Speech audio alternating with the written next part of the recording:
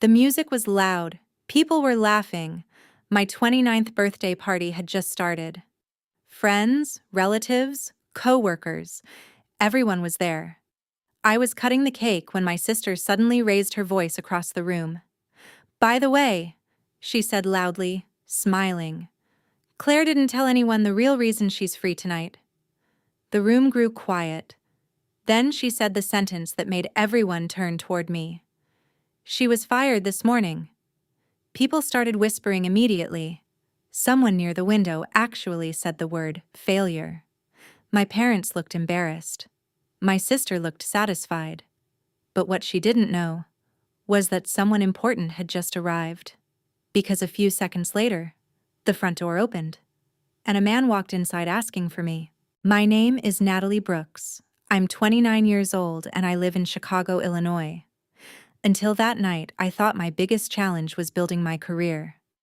But my sister had always had a different hobby, making sure every family event somehow turned into a comparison between us. And this birthday party was supposed to be her biggest moment. At least, that's what she thought. Before I continue, tell me in the comments, have you ever had someone try to embarrass you in public? I read every single comment. Now let me explain why my sister believed I had been fired. My sister Megan had always loved attention. 2 years younger than me. Louder. More dramatic. Growing up, she hated when anything focused on me. Graduations, prom, college acceptance, even my first job offer. If something good happened in my life, Megan somehow found a way to make it about herself. 3 weeks before the party, something unexpected happened at my office. Our company was restructuring. Several departments were being reorganized. Rumors started spreading everywhere. Megan somehow heard one of those rumors. And like always, she turned it into a story. Her version of events was simple. Natalie failed. Natalie lost her job. Natalie came home embarrassed. Except, none of that was true. When the party started that night, everything seemed normal. Friends were talking, music was playing, my parents were greeting guests near the kitchen. Megan arrived late, as usual, wearing a bright red dress, carrying the confident smile she always had when she thought she knew something dramatic. At first, she acted completely normal, which should have been my first warning. About an hour into the party, someone asked about my job. Before I could answer, Megan spoke. "Oh, Natalie didn't tell you?" she said loudly. Then she delivered the line she clearly rehearsed. "She was fired today." Gasps, whispers. Several relatives immediately turned toward me. My parents looked stunned. And Megan folded her arms proudly, waiting for my reaction. The room quickly filled with murmurs. "Really? That's unfortunate." Someone even said quietly, "I always thought that job was too demanding for her." Megan nodded along with every comment, like she was confirming the rumor, like she had just revealed the truth. My mother approached me slowly. "Natalie, why didn't you tell us?" she whispered. I almost laughed, not because the moment was funny, but because Megan had managed to convince people of something completely imaginary. And she looked so confident about it. Just as Megan began explaining the story to another group of relatives, the doorbell rang. One of my friends opened the door. A man stepped inside wearing a dark suit. He looked around the room, then asked one simple question. "Is Natalie Brooks here?" The room turned silent again. If you enjoy stories where someone's plan to embarrass another person completely backfires, make sure you subscribe. And tell me in the comments, what do you think the man at the door wanted?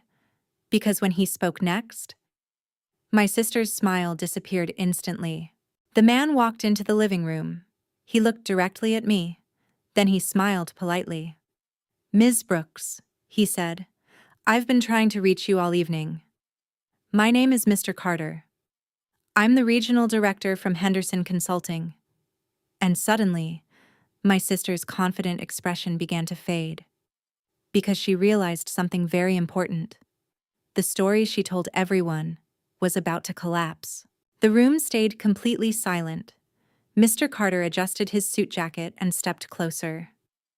"I apologize for interrupting the party," he said politely, "but I needed to speak with Natalie tonight." My sister Megan looked confused, because the story she had just told everyone suddenly didn't make sense anymore. My mother glanced between me and the man. "Natalie, who is this?" I smiled slightly. "He's the regional director from my company." And the whispers around the room started again. The room stayed completely silent. Mr. Carter adjusted his suit jacket and stepped closer. "I apologize for interrupting the party," he said politely, "but I needed to speak with Natalie tonight." My sister Megan looked confused, because the story she had just told everyone suddenly didn't make sense anymore. My mother glanced between me and the man. "Natalie, who is this?" I smiled slightly. "He's the regional director from my company." And the whispers around the room started again. Mr. Carter opened the folder he was holding. "I actually came to deliver some news in person," he explained. "We tried calling you earlier, Natalie, but your phone went straight to voicemail." Of course it did. I had turned it off for the party. He continued. "The board approved the promotion this afternoon." Promotion. The word landed heavily in the room. My aunt blinked in surprise. My cousin slowly lowered his drink. Even my parents looked confused, because Megan had spent the last 15 minutes explaining how I had supposedly been fired. But now the opposite story was unfolding. "That can't be right," Megan said quickly. "She told people her company was restructuring." Mr. Carter nodded. "That's correct." And Natalie was selected to lead one of the new divisions. The whispers around the room changed direction immediately. Now people were looking at Megan, not me. Mr. Carter continued calmly. "Natalie's performance over the last 2 years has been exceptional. She designed the client strategy that increased our revenue by nearly 40%. Several of my coworkers in the room nodded. They already knew this, but my family was hearing it for the first time. Mr. Carter handed me an envelope. Inside was the official promotion letter.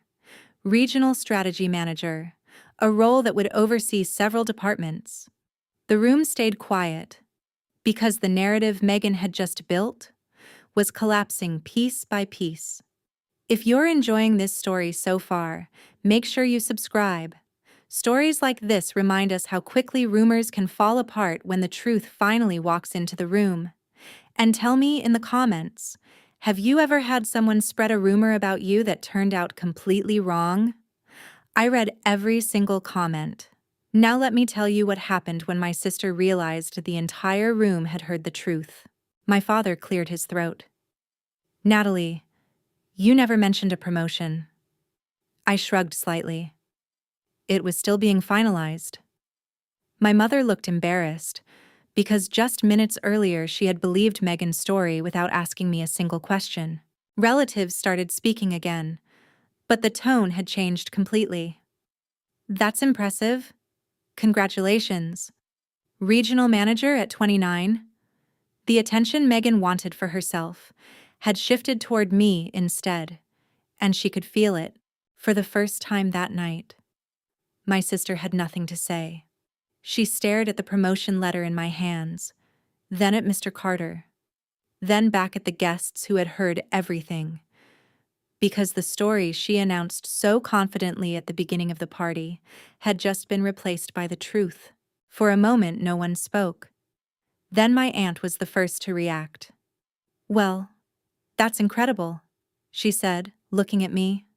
Several relatives nodded. Someone clapped softly. What had started as whispers of pity earlier that evening had now turned into quiet congratulations. And my sister Megan could see it happening. The attention she tried to control had completely changed direction. Megan forced a laugh.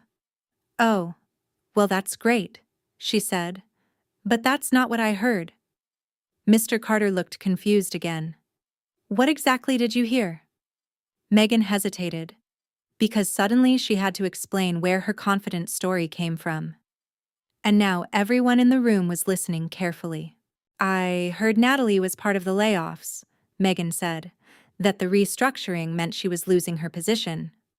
Mr. Carter shook his head calmly. No. In fact, the restructuring was the reason she was promoted. The room became quiet again, because Megan's explanation had just collapsed too. My mother slowly turned toward Megan. You told everyone she was fired. Megan shrugged defensively. That's what people were saying. But the problem with that excuse was that no one else in the room had heard that rumor. Only Megan. One of my coworkers who had come to the party finally stepped forward. Actually, she said, everyone at the office knew Natalie was being considered for promotion. She smiled. The rumors were about who would get the position, not about losing it. Now Megan looked genuinely uncomfortable. Growing up, Megan always believed attention was a limited resource. If something good happened to me, it meant less attention for her. So she often tried to rebalance the situation. A sarcastic comment, a rumor, a dramatic story. But this time, she had chosen the wrong moment. My father cleared his throat. Megan, why would you announce something like that without checking? She crossed her arms. I thought it was true. But even she didn't sound convinced by that explanation anymore, because everyone in the room could feel something else behind it. If you're still here listening, thank you. Moments like this are interesting, because sometimes people reveal more about themselves through a mistake than they ever planned to show. Tell me in the comments, do you think Megan really believed the rumor? Or do you think she wanted the attention? I read every single comment, because what happened next made the entire situation even more awkward for her. Mr. Carter smiled politely. Well, he said, I'm glad we arrived before the cake was finished. Several people laughed quietly, because the situation had become strangely ironic. The person accused of failure had just been publicly promoted. Megan stopped talking after that. She stood near the window holding her drink, watching as relatives congratulated me one by one. The attention she had tried to redirect earlier was now stronger than ever. And this time, she couldn't interrupt it. Eventually, the music started again. Guests returned to conversations. Someone brought out more cake. The party continued. But the energy in the room had shifted permanently, because now everyone knew something important. The rumor my sister had proudly announced was never real. About 20 minutes later, the party had returned to normal. Music was playing again. People were laughing. But Megan was still standing near the window, unusually quiet. I noticed a few relatives whispering nearby. Not about me anymore. About her. Because once a rumor collapses in public, people start asking where it came from. My Aunt Linda eventually walked over to Megan. Her voice wasn't angry, just curious. Megan, she said gently, why were you so certain Natalie lost her job? Megan hesitated. I heard someone say it, she replied. Who? My aunt asked. And suddenly, Megan had no answer. Several relatives exchanged glances, because this wasn't the first time Megan had done something like this. Growing up, she had always exaggerated stories, turned small misunderstandings into dramatic announcements. But tonight, she had done it in front of my coworkers, my boss, and our entire family. My mother slowly walked toward Megan. You embarrassed your sister tonight, she said quietly. Megan looked defensive. I didn't mean to. But the words sounded weak. Because intention mattered less than the result. And everyone in the room had seen exactly what happened. Mr. Carter approached us again. His voice was calm. I hope this misunderstanding doesn't ruin your evening, Natalie. I smiled. It actually improved it. He laughed softly. Good. Then he added something that made the moment even more ironic. You've earned this promotion? And several guests nearby heard that sentence clearly. Soon more relatives came over to congratulate me. My cousin asked about the new role. My uncle asked when I would start managing the new division. My friends cheered.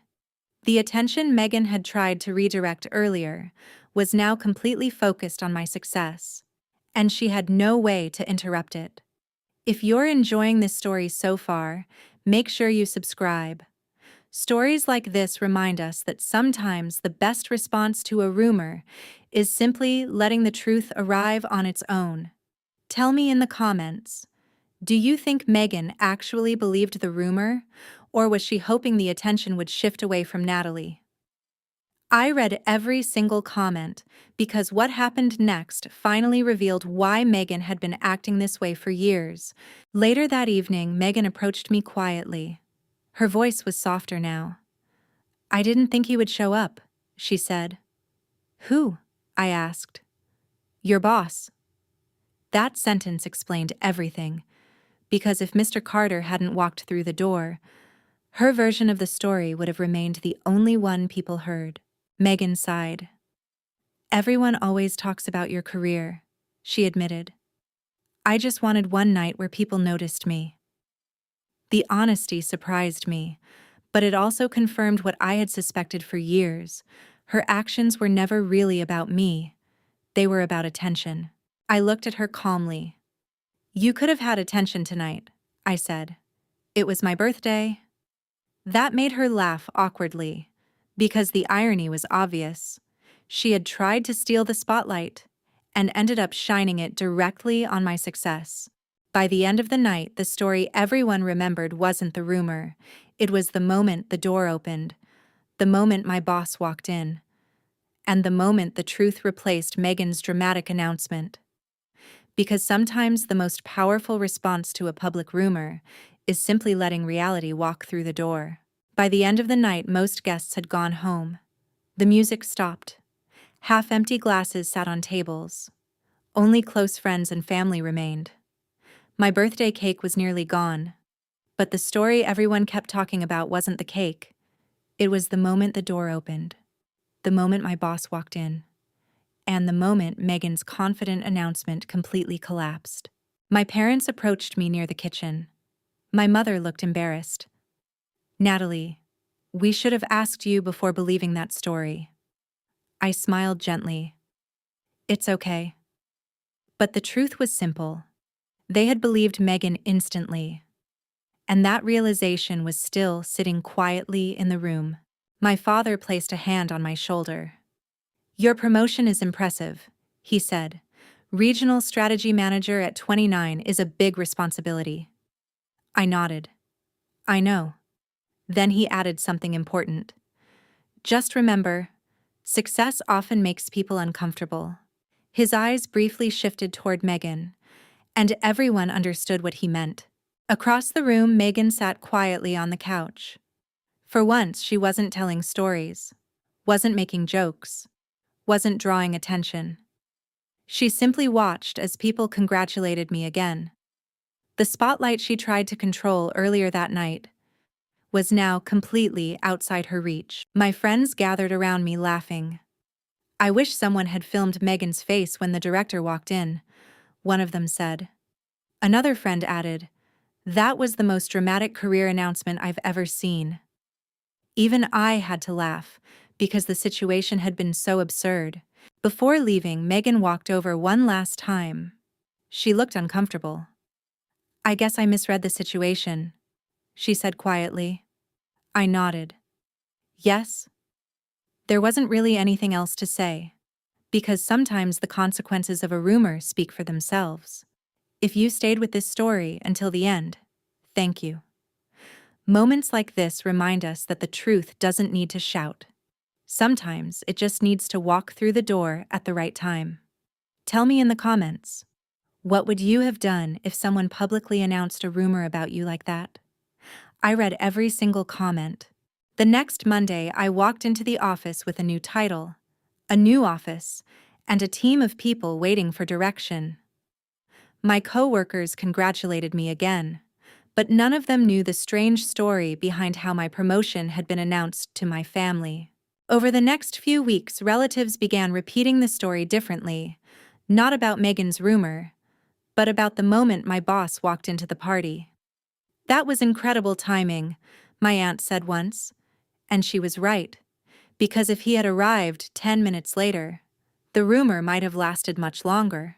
Megan stopped making dramatic announcements at family events after that night, not because someone punished her, but because she experienced something more powerful: public embarrassment.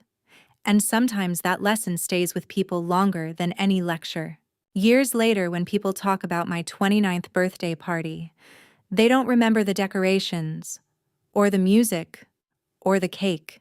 They remember the moment my sister confidently told everyone I had been fired, and the moment the door opened. Because sometimes life has perfect timing. The rumor started in one sentence, and the truth ended it in the very next one.